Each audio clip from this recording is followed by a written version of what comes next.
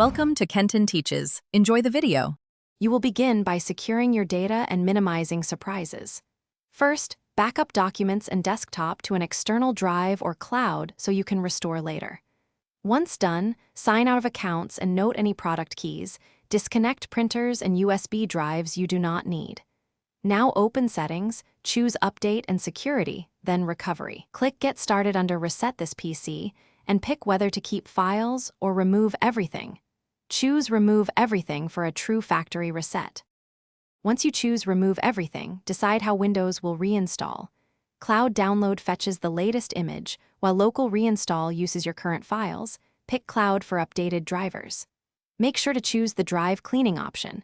A quick remove is faster, but Secure Erase is better if you will hand off the PC. Confirm your choices and click Reset. Plug the laptop into power and leave it alone. Interruptions can corrupt the installation, so be patient as it copies and reinstalls Windows.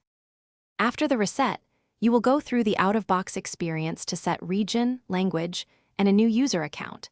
Make sure to opt into privacy settings you want. Then restore your backed up files and reinstall essential apps, and check Device Manager for any missing drivers.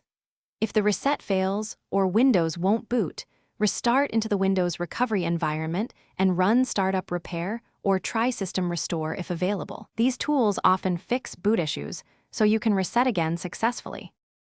Thanks for watching. Please subscribe if this video was helpful.